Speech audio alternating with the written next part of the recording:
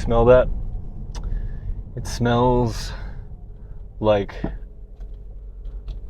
a leg pump that is coming.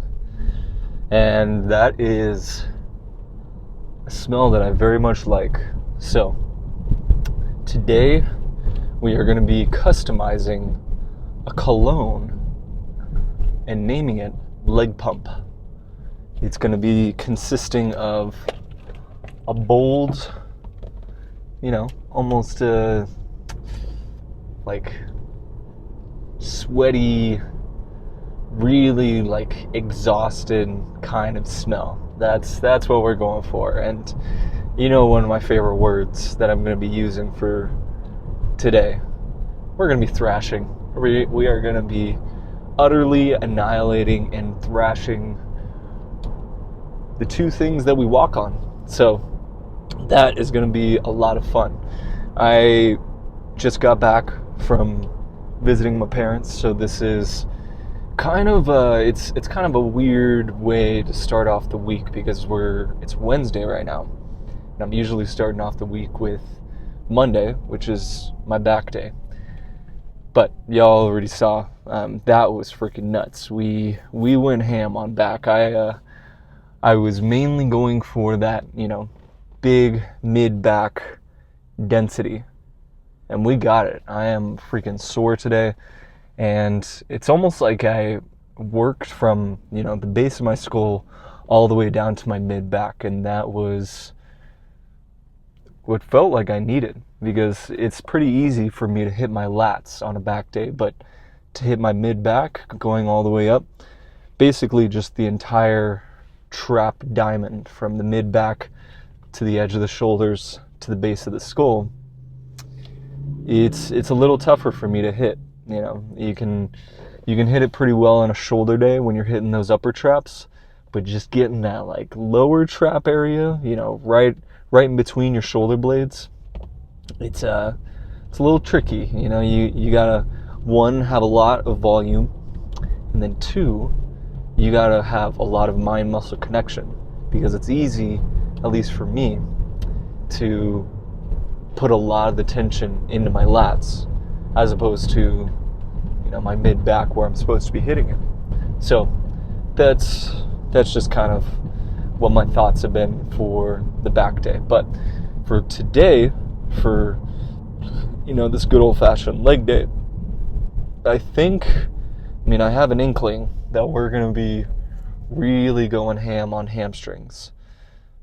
No pun intended. I didn't realize we're going to be going ham on hamstrings. I just noticed that. But anyways, last leg day, we were really going ham on quads. And so I think what my coach has in mind is he kind of has leg days that are a little more quad intensive, and then leg days that are a little more hamstring intensive.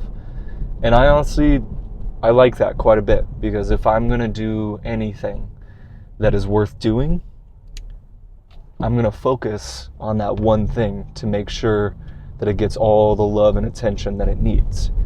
And so today we're probably going to be doing quite a bit of hamstring. So that probably means some stiff leg deadlifts, probably some glute action with like a cable glute pinch and a hip thrust, and then probably some sort of leg curl, just to kind of make sure that we're hitting the entirety of the hamstrings. But then again, this is all speculation.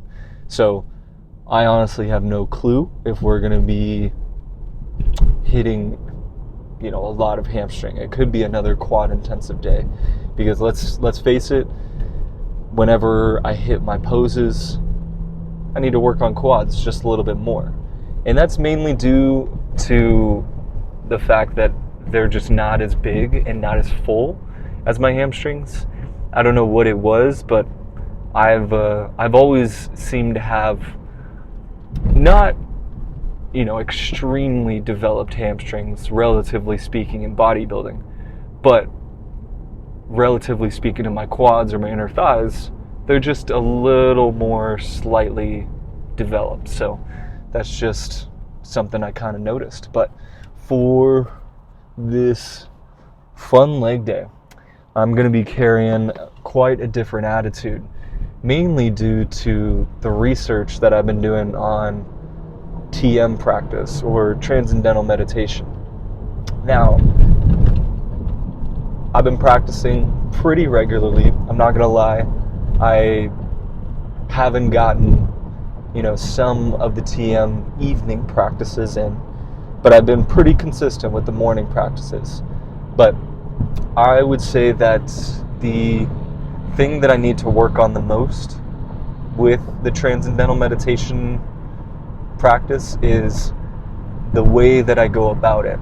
Because I don't know if y'all remember this, but in a few vlogs ago, I was trying to carry the meditation or the mantra with me throughout the day. So my mantra being Shaamaaya on the inhale and Virei Om on the exhale. So I was trying to carry that mantra with me throughout the day, and I was trying to practice that while I was living my everyday life. But as great as that may sound, it's not so much the mantra that kind of gives you the flow and the concentration that you really are looking for. It's more so the effects from the meditations. And so it took me, up until this morning to realize that.